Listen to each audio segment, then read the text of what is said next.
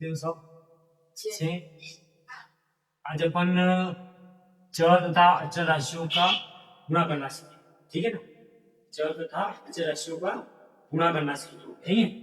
तो गुणा कैसे करते हैं? सबसे पहले जैसे इन दोनों को गुणा करना है ना, ये दो पद है, इन दोनों को गुणा करना। बोले इनको गुणा में लिखते हैं, 2x² गुणित 3x⁻3, ठीक है। 2x⁻2 3x⁻3, ठीक है। चाहो बोले इन दोनों को ब्रैकेट में लिख लो, ठीक है ना। अब क्या करते हैं कि सबसे पहले ये अंक है ना, 2 और 3, इनका गुणा होगा, ठीक। इनको लिखते हैं 2 गुणित 3, ठीक है। फिर गुणित का चिन्ह लगाएंगे। फिर क्या करेंगे, ये जो x वाला पद है, x वाले पद साथ में लिख लेंगे, ये x⁻3, ठीक है ना, इससे है। तो अब क्या होगा कि 2 तिया 6, ठीक है ना, गुणित। अब इसमें क्या होगा, ये x⁻2 और x⁻3, ठीक है। अब इनका गुणा कैसे होगा? ये तो तुमने पढ़ा होगा कि जहां पर दोनों आधार समान होते हैं, ठीक है ना, और बीच में अगर गुणा होता है तो इनकी जो घातें होती है ना, वो जुड़ जाती है। क्या हो जाती है? जुड़ जाती है। उदाहरण के लिए समझा जाए कि एक घात का एक नियम के अंतर्गत आता है, x⁻m into x⁻n one two x⁻m plus n, ठीक है ना। मतलब ये दोनों आधार समान है, ठीक है ना। तो और घातें अलग अलग कोई बात नहीं, लेकिन आधार समान होना चाहिए। आधार समान है ना, तो ये घातें जुड़ जाएगी। क्या हो जाएगी? जुड़ जाएगी। आधार समान होना चाहिए। जैसे ऐसा नहीं होना चाहिए कि x की पावर m इंटू वाई की पावर n, ये कभी नहीं होगा, ठीक है ना। तो क्या करेंगे, ये घातें जुड़ेगी तो 2 और 3 कितने हो जाएंगे? 5, यानी x की घात कितनी हो जाएगी? 5 हो जाएगी। कितनी हो जाएगी? 5। ये 2 प्लस 3 कर दो भले, कोई बात नहीं, है ना।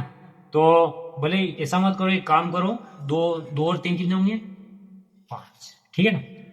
अब क्या होगा आगे कि ये एक अचर राशि है, अंक है, ठीक है, और ये चर राशि है, ठीक। अब इन दोनों का आपस में गुणा होगा ना, तो इस अंक को इसके साथ लिख देंगे, ये गुणा होगा, ठीक है। आया समझ में अच्छी तरह से, ठीक है ना। अब अपने को क्या करेंगे,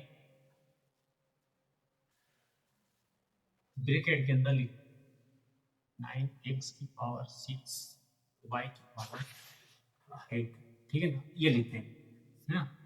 अब क्या होगा, इसको हल करेंगे आगे। तो सबसे पहले अंक को साथ में ले लेंगे, 3 गुणित 9, ठीक है ना। तो गुणित का चिन्ह लगाएंगे।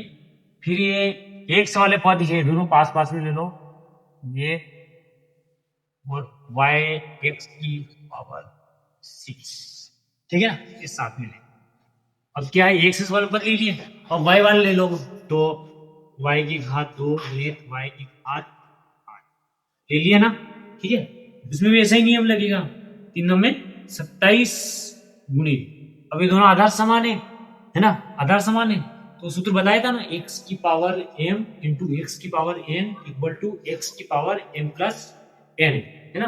मतलब ये अगर आधार समान होता है तो घातें जुड़ जाती है। उस सूत्र के माध्यम से मैंने तुम्हें बता दिया था पहले।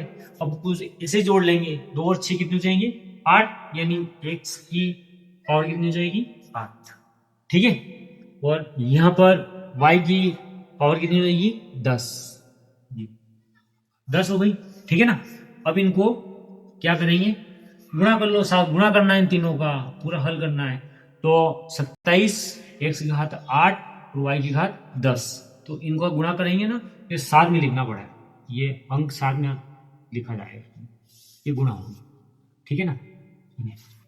एक चर राशि और एक अचर राशि का अगर गुणा करना है तो वो साथ में लिखे जाएंगे। जैसे कि उदाहरण के लिए 2 गुणित x, अगर इन दोनों का गुणा करना हो तो इन दोनों को अगर साथ में लिख देंगे तो ये गुणा होगी, ठीक है। उसी प्रकार से 3 गुणित y है, इन दोनों को गुणा करना है, 3y हो गया, ठीक है। ये साथ में अगर इस चर राशि के साथ एक अचर राशि को अगर साथ में लिख देंगे ना, तो मतलब वो गुणा होगा, ठीक है ना। अगला क्या इतना समझ में आया, ठीक है ना। अब इसको अगले को हल करते हैं, ऐसा ही एक और हल करते हैं, ठीक है ना। तो इसको क्या करते हैं, पहले सबसे पहले 10 x घात 2 y की घात 3 z की घात 2, इनको पहले ब्रैकेट में ले लेते हैं।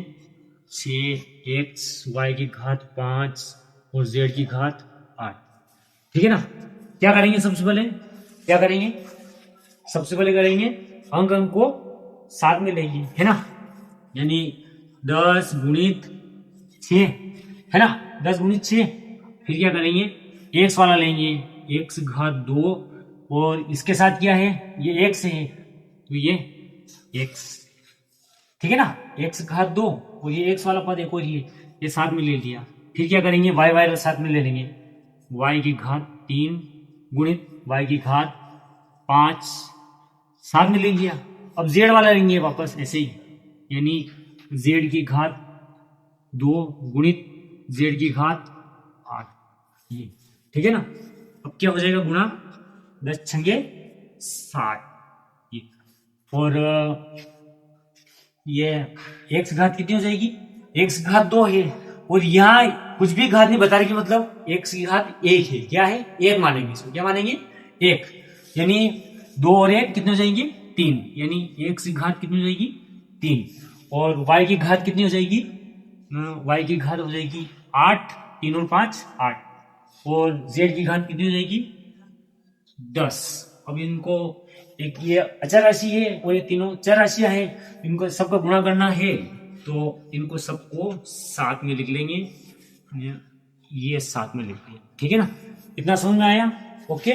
अब एक चीज और है, मैं आज तुम्हें बताता हूँ, ये एक पद ही है, ये भी एक पद है, ये भी एक पद है, ठीक है। लेकिन कभी ऐसा आता है कि एक पद का दो पदों के अंदर गुणा करना है, तो वो कैसे करेंगे, मान लिया ये पद दो पद है, दो पदों में अगर एक पद का गुणा करना है तो कैसे करेंगे, ये देखना, इसको भी देख लो आप, ये 5x गुणित, अब जहां पर एक पद हो तो वहां पर ब्रैकेट नहीं लगाए तो चलेगा, लेकिन जहां दो पद आ जाए, इस 5x का इन दोनों में गुणा करना, उसके लिए ब्रैकेट लगाना बहुत जरूरी है, ठीक है। तो ये हो गया, ठीक है।